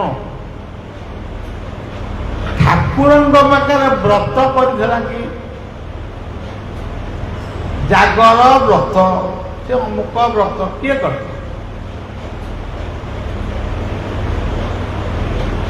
ତେଣୁ ଆମେ ମା ପାଖରେ ଋଣୀ, ଆଉ ଋଣ ସୁଝିବୁ କଣ? ମା ପେଟରୁ ଆମେ ଋଣୀ ହେଇକି ଯାଇଛୁ, ମା ସ୍ତନରୁ କ୍ଷୀର ଖାଇ ଆମେ ଋଣୀ ହେଇକି ଯାଇଛୁ, ପ୍ରକୃତି ମାର ଖାଦ୍ୟ ଖାଇ ଆମେ ଋଣୀ ହେଇଛୁ। এইଭଳି ଭାବରେ ଆମେ ସମସ୍ତେ ଋଣୀ। ଆଚ୍ଛା, ଆମେ ଏଠି ଗୋଟେ ସତ୍ସଙ୍ଗ କରୁନା କ'ଣ ଗୋଟେ କରୁଛେ, କ'ଣ ଲେଖା ହେଇଛି ଦିବ୍ୟ ନା କ'ଣ, ଦିବ୍ୟ ସତ୍ସଙ୍ଗ। ଆଉ ସେ କ'ଣଟା ମାନେ ବି ମୁଁ ବୁଝିନି, ସେ ଆଉ ସେ ଲେଖା ହେଇଛି। ଆଚ୍ଛା, ଆପଣମାନେ ଚିନ୍ତା କରନ୍ତୁ, ଆପଣମାନେ କହିବେ ଏଠି ଗୋଟେ କ'ଣ ଋଣ ଆମେ ସୁଝିବୁ? ଏଠି ତ ବର୍ତ୍ତମାନ ବଳିଆ ତାର କହିକିରି ବାହାରିବ, ଆମେ ଆମର ପ୍ରସାଦ ପାଇକିରି ଘରକୁ ଯିବୁ। ଆରେ ଋଣ କାହାର କ'ଣ ଆମେ ଶୁଣିବୁ? ଏଠି କୋଉମାନଙ୍କର ଋଣ ଆପଣ ଶୁଣୁଛନ୍ତି? ପିତୃ ଋଣ। ଯେଉଁ ଖାଲି ଏଇ ଘରର ପିତୃପିତା ନୁହନ୍ତି, ଆପଣମାନଙ୍କର, ମୋର, ମୋ ବାପା ମା, ଯେଉଁ ପିତୃପିତା ମାନେ ଅମୋକ୍ଷ ହେଇ ଆଜି ବି ବୁଲୁଛନ୍ତି, ମୁକ୍ତି ପାଇଁ ଠାକୁରଙ୍କୁ ପ୍ରାର୍ଥନା କରୁଛନ୍ତି। ଆପଣ ଏଠି ହରିବୋଲ ପକାଉଛନ୍ତି କି ନାମ କରୁଛନ୍ତି, ସେମାନେ ମୁକ୍ତି ପାଇ ପଡ଼ୁ, ତାଙ୍କ ପାଇଁ ଆପଣ ଋଣ ସୁଝିଲେ। ଆପଣ ଯୋଉ ପ୍ରସାଦ ପାଇଲେ, ସେ ପ୍ରସାଦଟି କ'ଣ? ଚିକେନ ଝୋଳକୁ କିଏ ପ୍ରସାଦ କରେ? କୋଉ ଲେଖା ହେଇଛି? ଆମେ ଗୋଟେ କୀର୍ତ୍ତନ କରିବାକୁ ଯାଇଥିଲୁ ଆଳି, ସେଠି ଗଲାକୁ କୀର୍ତ୍ତନିଆ ମାନେ ରୁଷିଛନ୍ତି, ଖାଉନାହାନ୍ତି। ବାବୁ କାହିଁକି ରୁଷିଛ? ନା ପିଆଜ ପଡ଼ିନି ମାନେ ଆମେ ତରକାରୀରେ ଟେଷ୍ଟ ହବନି, ତେଣୁ ଆମେ ଖାଇବୁ। ମୁଁ କହିଲି ବାବୁ, ତମ ଠାରୁ ଆଜି ମୁଁ ଗୋଟେ ଭଲ ବୁଦ୍ଧି ପାଇଲି, ଇଏ ବୁଦ୍ଧିଟା ମୋର ନଥିଲା। ମୁଁ ଏଇଠୁ ବର୍ତ୍ତମାନ ଯିବି ପୁରୀ, ଜଗନ୍ନାଥଙ୍କ ମନ୍ଦିରରେ କହିବି ଯେ ଅଭଡ଼ା ଢେରେ ପିଆଜ ରସୁଣ ପକା। ଆପଣମାନେ ପ୍ରସାଦ ପାଇବେ, गोटे गोटे सभार आपण मान देखिथिबे दया करी आपण माने समस्ते प्रसाद पाइकिरी जिबे मुटा पिठिरे टिके चुमुटी दिए माने प्रसाद माने दया प्रसाद पाइकिरी जिबे ये हूँ आउ गोटे दया आउ दया करी प्रसाद पाइबे ता माने कौन माने तुम एमती हो गल तांकु तुम दया करूच प्रसाद पाइकी जाओ ये प्रसाद को अवमानना करूच सबुरी प्रसाद तांकरी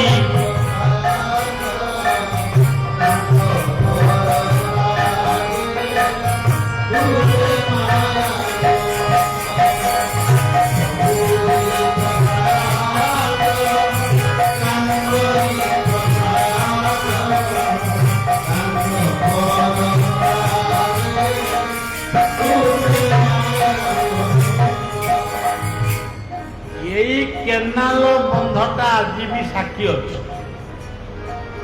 निश्चिंत कोई पाखर बड़िया को चेयर बाउंस बांधिकी से चेयर मत बसई मु भावुथा ये केतबले छिंडी पड़े जाऊ मत टेकिक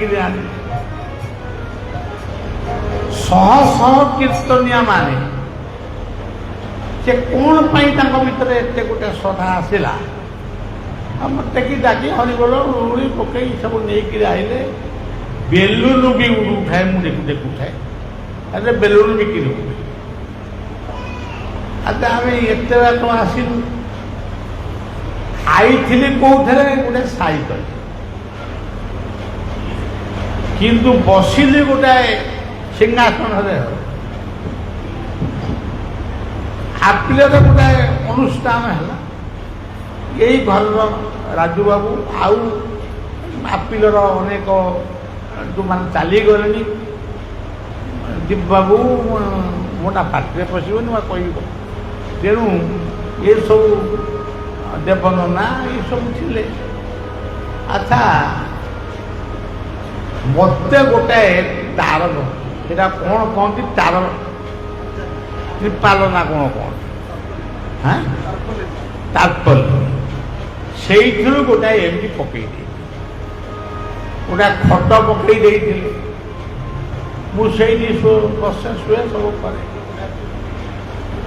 भाषण भाषण देकी आसी पुणी से शोई से दिन एते मेघ आते पवन है माने आश्चर्य मेघ पवन मुझे कौटी निरोला बही थे हुए तो टे आमर जहाँ टे पाठ अच्छी आम क्या गोटा कौन कही था सी मंत्री फंत्री कि नुह आम जहाँ देवा देवी की प्रार्थना करता मुझे बही मो ऊपर आउ जो बही मुझे कौन प्रार्थना कर मेघ छाड़ा धुमाड़ गला जी जुआड़े से ताल भितर गले मुझे पालू ओल्लैकी अनेला बेलू देखिली जे एतिकी बहलर आहरी बेसी हम गोटे विस्तृत एरिया खाली भात गदा आउ डालमा भी गदा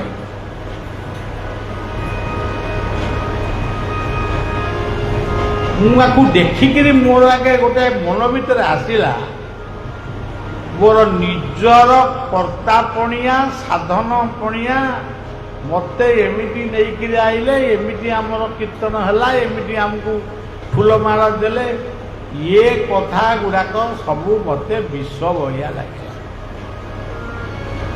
मुझे अरे मु तो जीवन में किसी करनी ये कहीं मत पूजा कर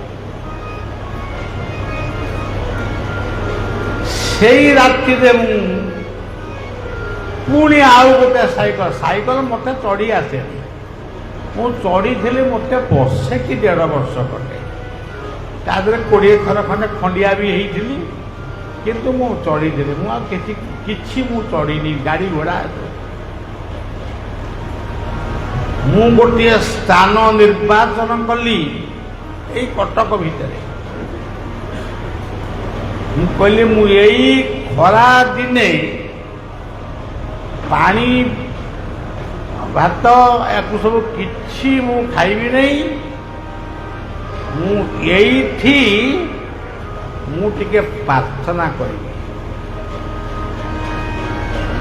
ଜଗତର ମା ଅନ୍ନପୂର୍ଣ୍ଣା ଆମ ସମସ୍ତଙ୍କୁ ଯିଏ ଅନ୍ନ ଦଉଛି, ଆଜି ଆଫିଲ ଗ୍ରାମରେ କୁଇଣ୍ଟାଲ କୁଇଣ୍ଟାଲ ଚାଉଳର ଅନ୍ନ ଭାସିଗଲା, ତାହେଲେ ମୋର ସାଧନାର ମୂଲ୍ୟ କ'ଣ? ତେଣୁ ମୁଁ ଆଜି ସାଧନା ବି ଛାଡ଼ିଛି। ମୋ ଘରକୁ ମୁଁ ପଳେଇବି। ଆଉ ସେତେବେଳକୁ ମୋ ବୟସ ମୋତେ 18-19 ବର୍ଷ। ଏଠିକି ଯେତେବେଳେ ଆଇଥିଲି 17 ବର୍ଷ, 17 କି 18। ସେଇ ଅନ୍ନପୂର୍ଣ୍ଣାଙ୍କର ଦୟା ଆଜି ଲୋକମାନଙ୍କ ପାଇଁ କାର୍ଯ୍ୟରେ ଲାଗୁଛି।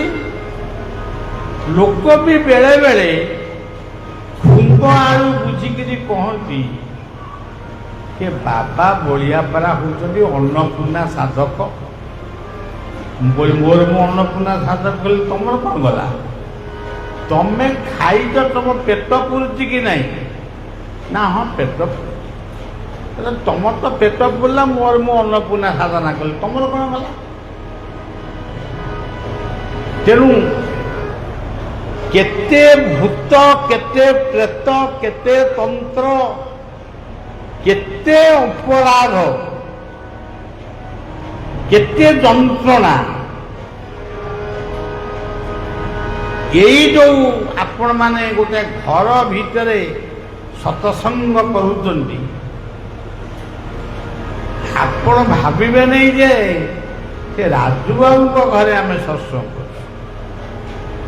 ଏଇ ପଞ୍ଚାୟତରେ, ଏଇ ଜିଲ୍ଲାରେ, ଏଇ ମାହାଙ୍ଗା ନିର୍ବାଚନ ମଣ୍ଡଳୀରେ, ଏଇ ଗୋତରା ଆপিଲ ଗ୍ରାମରେ ଆମେ ଯେଉଁ ସତ୍ସଙ୍ଗ କରୁଛେ, ଏ ସତ୍ସଙ୍ଗରେ ଆମେ ତେଣୁ ତୁଳସୀ ସେଇଥିପାଇଁ ଲେଖିଲେ ବିନୁ ସତ୍ସଙ୍ଗ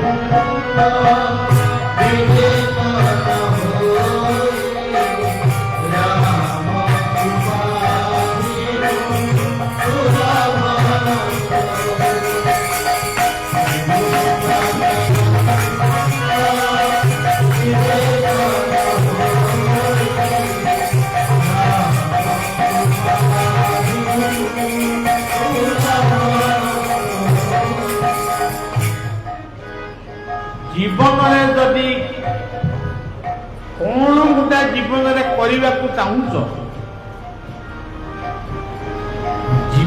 ସ୍ୱାମୀ ବିବେକାନନ୍ଦ କହିଥିଲେ ଜୀବ ସେବା କରେ ଯେଉଁ ଜନ, ସେଇ ଜନ ସେବିତେ ଈଶ୍ୱର। ଯଦି ଆପଣମାନେ ଜୀବନରେ ଗୋଟେ ଛୋଟିଆ କଥା ବି କରିଛନ୍ତି, ସେ କୁକୁରଟା ପାଇଁ ହଉ, ବିଲେଇଟା ପାଇଁ ହଉ, ମଣିଷଟା ପାଇଁ ହଉ,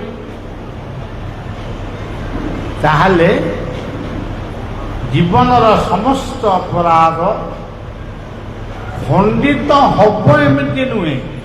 ଏଇଟା ଗ୍ୟାରେଣ୍ଟି ଦିଆଯିବ, କୋର୍ଟ ପେପରରେ ମୁଁ ଲେଖିଦେବି ଯେ ଜୀବନରେ ଯଦି ସତ୍ସଙ୍ଗର ସୁଯୋଗ ଆସେ, ନାମ କୀର୍ତ୍ତନ କରିବାର ସୁଯୋଗ ଆସେ, କଳିଯୁଗରେ ଯଜ୍ଞର ଆବଶ୍ୟକ ନାହିଁ, କଳିଯୁଗରେ ନାମ ଯଜ୍ଞର ଆବଶ୍ୟକ ରହିଛି।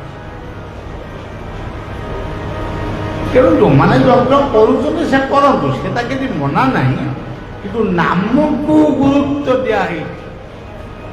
ସେ ପରିଷ୍କାର ଭାବରେ ଭାଗବତରେ କହିଲେ শ্রীকৃষ্ণ গোবিন্দ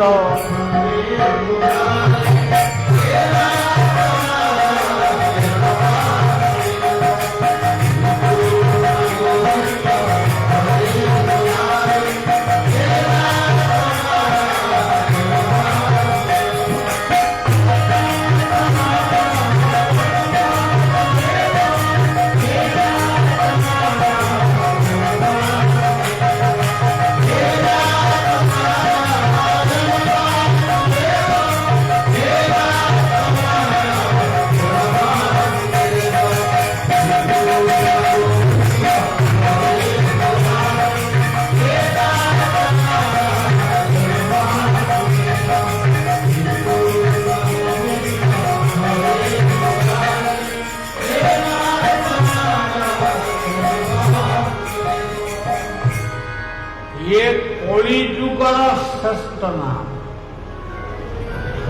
आउ सब नाम कर नाम कि माने ये जो विद्वेष भाग रखतुनि नाम तो आजिकल आम बहुत होगा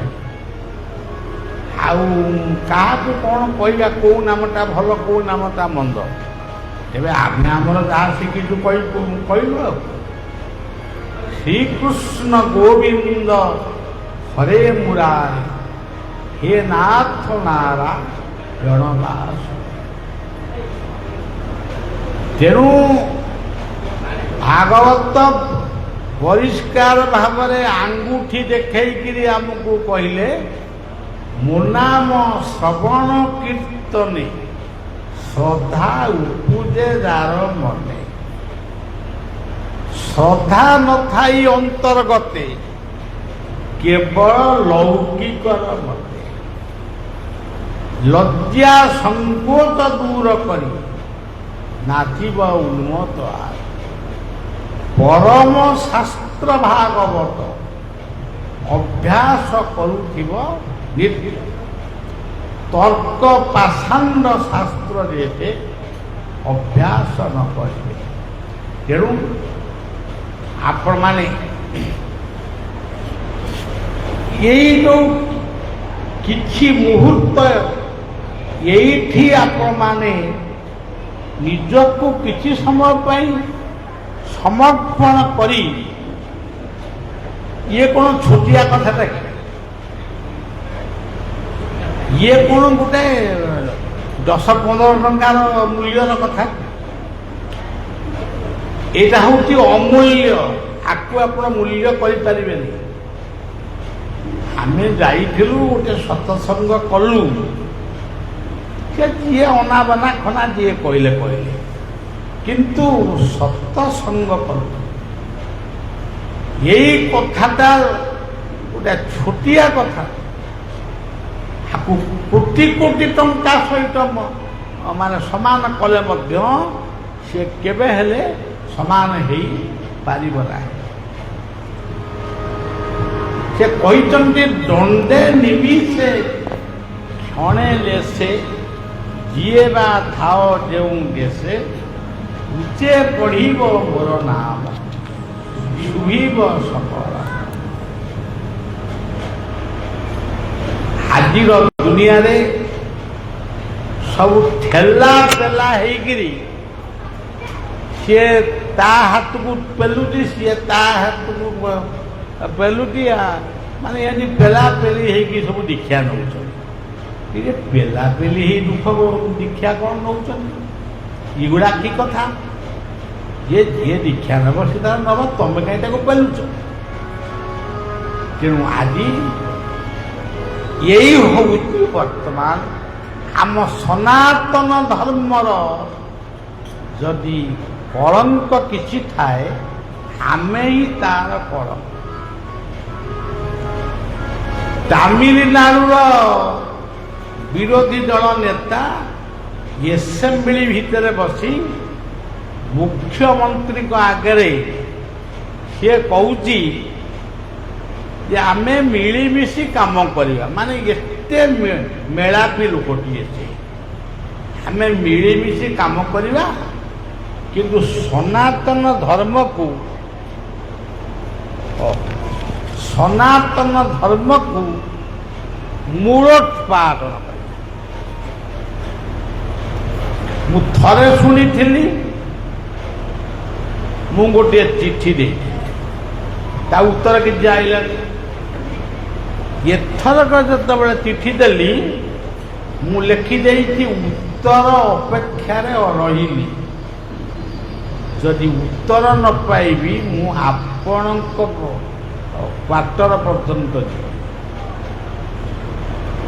ଆପଣ ସନାତନ ଧର୍ମକୁ କ'ଣ ଭାବୁଛନ୍ତି? କ'ଣ ଆଳୁ ସାରୁ ବାଇଗଣ ଏଇଆ? ସ କହିଲେ ସତ୍ୟ, ନା କହିଲେ ନାମ, ତ କହିଲେ ତତ୍ତ୍ୱ, ନ କହିଲେ ନୀତି ନିୟମ ନିଷ୍ଠା। ତେବେ କୋଉଗୁଡ଼ାକୁ ମାନେ ବାଜ୍ୟାପ୍ତି କରିବ? ତେଣୁ ବର୍ତ୍ତମାନ ଏଇଭଳିଆ ଘଡ଼ିସନ୍ଧି ମୁହୂର୍ତ୍ତରେ ଆମେମାନେ ଆସୁଛୁ। ହଁ, ଏଇ କଥାଟା ମୁଁ କହୁଥିଲି ଯେ କୁଆଡ଼େ ପଶିଗଲା। ଆଉ କ'ଣ କରିବା? ଏଇ ଯେଉଁ ଭଗବାନ କୃଷ୍ଣ ଦ୍ରୌପଦୀଙ୍କ ପାଖରେ ପହଞ୍ଚିଲେ, ସିଏ ଶାଗରୁ ଟିକେ ପାଟିରେ ପକେଇଯାଏ। ଦ୍ରୌପଦୀ ଅନେଇଛନ୍ତି, ଶାଗଟା କ'ଣ ଆପଣ ପାଟିରେ ପକାଏ? ଭଗବାନ କହୁଛନ୍ତି, ଆପଣ ତ ଭାଗବତର ସବୁ ଲେଖା ହେଇକି ସ୍ପଷ୍ଟ ଭାବରେ।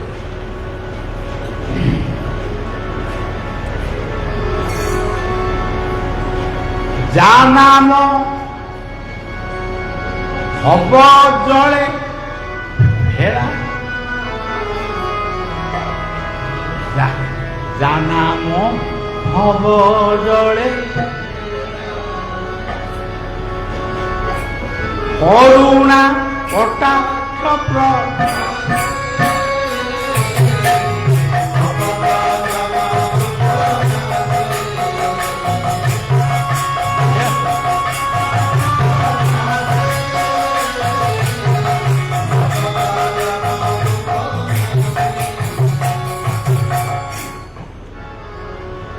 ତେଣୁ ସେ କ'ଣ କହୁଛନ୍ତି?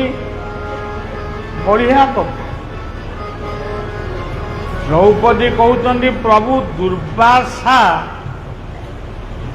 ତାଙ୍କର 1000 ଶିଷ୍ୟଙ୍କୁ ନେଇ ସିଏ ଯାଇଥିଲେ କୌରବମାନଙ୍କ ପାଖକୁ, ଦୁର୍ଯ୍ୟୋଧନ ସଭାକୁ। ଦୁର୍ଯ୍ୟୋଧନ ତାଙ୍କୁ ଖାଇବାକୁ ପିଇବାକୁ ଦେଇ ଦକ୍ଷିଣା ଫକ୍ଷିଣା ଭଲକରି ଦେଇକିରି ସେ ତାଙ୍କୁ ସନ୍ତୁଷ୍ଟ କରିଦେଇଥିଲେ। ସେଇ ଦୁର୍ଯ୍ୟୋଧନ ମାୟାରେ ଆମକୁ ଅଭିଶପ୍ତ କରାଇବା ପାଇଁ ସେଇ ଦୁର୍ଯ୍ୟୋଧନ ଆମକୁ ଦୁର୍ବାସାଙ୍କୁ ପଠେଇଛି। କହିଛି ସେମାନେ ସବୁ ଜଙ୍ଗଲକୁ ଗଲେ, ଆପଣ ତ ଏଠି ଭଲ ଖାଇଲେ, ଆଉ ତାଙ୍କ ପାଖକୁ ଟିକେ ଯାଆନ୍ତୁ, ତାଙ୍କୁ ଟିକେ ଆସିବା। ସେଇଟା ଗାଇଲେ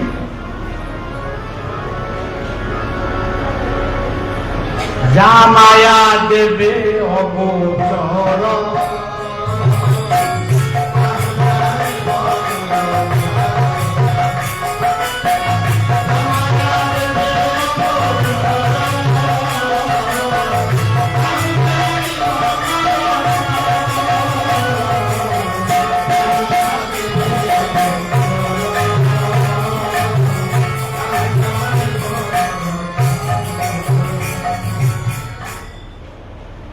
ଦୁର୍ବାସା ତ ସେ ଶାଗଟାକୁ ପାଟିରେ ପକେଇ ଦେଇଛନ୍ତି।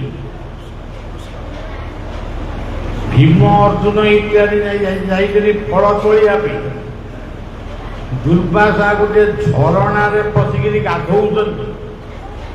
ତାଙ୍କ ଶିଷ୍ୟମାନେ ବି ଗାଧଉଛନ୍ତି। ଏମିତି ଗାଧେଇଲା ବେଳେ ପେଟରେ ପାଣି ଦିଅନ୍ତିନି। ପେଟରେ ପାଣି ଦେଲାକୁ ତାଙ୍କର ସବୁ ଉଠିଲା ଅଜିନ ବାନ୍ତି। ଏମିତି ବାନ୍ତି ହେଲା ଯେ ସେ ପୁଷ୍କରିଣୀ ହେ ଜଳଘାଟ, ସେ ଖାଲି ବାନ୍ତି, 1000 ଲୋକ ବାନ୍ତି କଲେନି, ଆଉ ଖାଲି ବାନ୍ତିରେ ଭର୍ତ୍ତି ହେଇଗଲା। ଦୁର୍ବାସା କହିଲେ ଏ ପିଲାମାନେ ଦୁର୍ଯ୍ୟୋଧନ ଠାରୁ 1000 ଗୁଣରେ ଉଦାର ଆଉ ଦାନୀ ହେଉଛନ୍ତି ଯୁଧିଷ୍ଠିର, ଧର୍ମରାଜ ଯୁଧିଷ୍ଠିର। ଆମେ ତା ଘରକୁ ଗଲେ ଆମକୁ ସେ ଖାଇବାକୁ ନ ଦେଇ ଛାଡ଼ିବନି। ତାହେଲେ କ'ଣ କରିବା? ଚାଲ ଇଆଡ଼େ ଫେରିବା, ଆଉ ଯିବା। ତେଣୁ ଦୁର୍ବାସା ଫେରିଗଲେ। ଭଗବାନ କୃଷ୍ଣ ଶାଗ ଖାଇଲେ, ଭୀମ ଅର୍ଜୁନ ସବୁ ଫଳମୂଳ ଯାହା ଆଣିଥିଲେ ତାକୁ ସବୁ ଥୋଇଲେ, କାହାକୁ ବାଣ୍ଟିଲେ ଯାହା। ଏଇଥିରୁ ବୁଝିବେ ଆମ ଅଚ୍ୟୁତଙ୍କର ସେଇ କଥାଟି, ତୁମେ ଯେବେ କୃପା କରିବ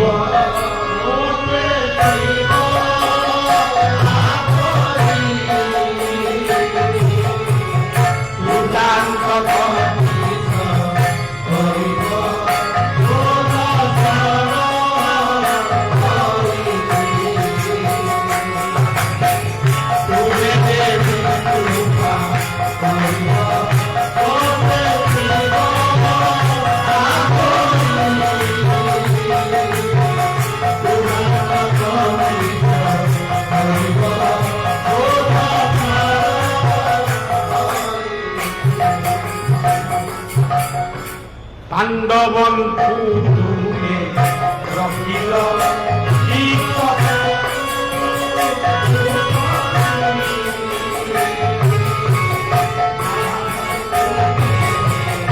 রখিব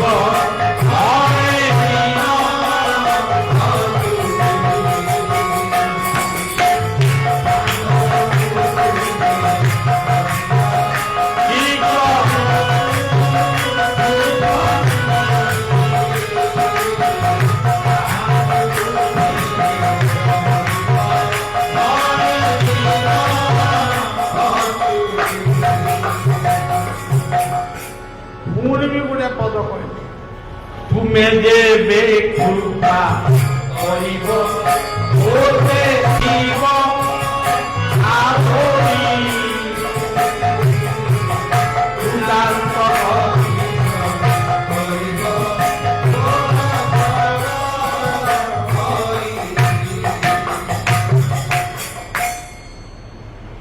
এই মহাপুরুষ যদি আজ আমেরিকারে কি चीन की जापान रे जन्म होता आज पृथ्वी रे तक कथा चली था। किंतु ये महानदी चित्रकला त्रिकोण भूमि रे लीला खेला आज भी आम मन रखीचु। महिमा स्वतंत्र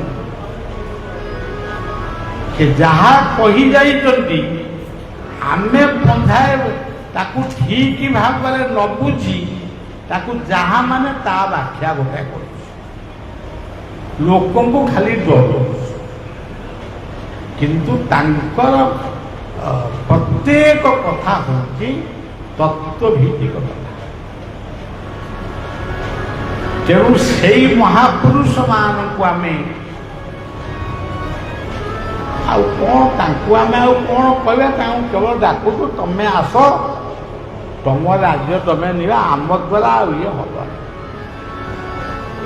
आम तो एमती कहूँ कहीं लोक लोक परिवर्तन होना छक बजार मद दुकान आम कौन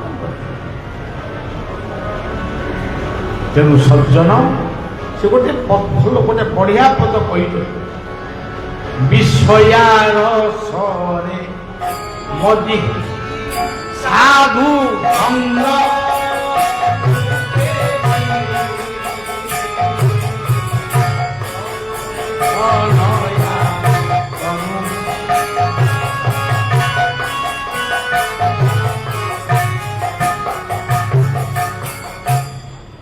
विषयारसरे मजेली साधु संग को तेजी तरुणी तनया तनु दिवा रजनी है तुम्भ नाम काहू जान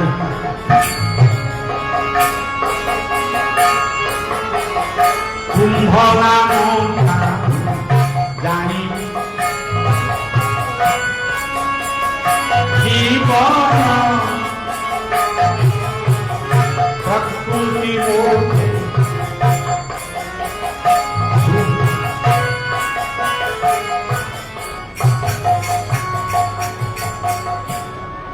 ତେଣୁ ଆମେମାନେ ଏମିତି ଅବସ୍ଥାରେ ପଡ଼ିଛେ ଆମର ଭୁଲ କରିବାକୁ ଇଚ୍ଛା ନଥିଲେ ବି ଆମେ ଭୁଲ ତ କରୁଛୁ ଆଉ ଇଚ୍ଛା ନାହିଁ କି ହଉଛି। ତେଣୁ ସମସ୍ତଙ୍କର ଭୁଲ ପରିମାର୍ଜିତ ପାଇଁ ଭାଗବତରେ ସେ କହିଛନ୍ତି ଭୀମସ୍ୟାପି ରଣଭଙ୍ଗୋ ମୁନିର ପିବତି ଭ୍ରମ ଯଦି ଶୁଦ୍ଧ ମମ ଗୀତାରେ କହିଲେ ତାପନ୍ନ ଦୋଷ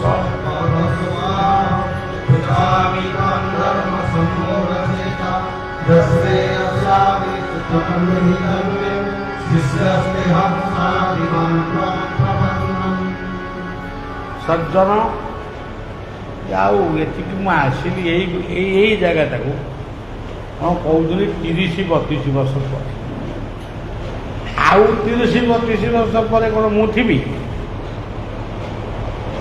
ଯଦି ମୁଁ କହିବି ନାହିଁ ଆଉ 30 ବର୍ଷ ଗତ ସେତେବେଳକୁ ଆମେ ନଥିବା ଆଉ କିଏ ଥିବେ? ତେଣୁ ଆପଣମାନଙ୍କ ସହିତ ଆପଣମାନେ କହୁଛନ୍ତି ଆମେ ବାବାଙ୍କୁ ଦେଖି ଦର୍ଶନ କରିବା ନା ସେସବୁ ନୁହେଁ। ବଳିଆ ଆପଣମାନଙ୍କୁ ଦର୍ଶନ କରି ଜୀବନକୁ କୃତାର୍ଥ ମନେ କରୁଛି। ଏଇ ବାଟ, ଏଇ ହାଟ, ଏଇ ଘାଟ, ଏଇ ଚାଷ, ଏଇ ଜମି, ଏଇ ବଜାର ସମସ୍ତେ ମୋ ପାଇଁ ସୁନ୍ଦର ଖାଲି ନୁହନ୍ତି, ଅତି ସୁନ୍ଦର। ଆମେ ପୁଣି କେତେବେଳେ ସୁବିଧା ପାଇଲେ ପୁଣି ଥରେ କେତେବେଳେ ଆସିବା। ଶେଷରେ ଆପଣମାନଙ୍କର ସମସ୍ତ ଅପରାଧ ଖଣ୍ଡନ ହଉ, ପିତୃପିତାମାନେ ଉଦ୍ଧାର ହୁଅନ୍ତୁ। ଏତିକି କହି ମୋର କଥାକୁ ବିଶ୍ରାମ ଦେଉଛି। ନାମ ଟିକେ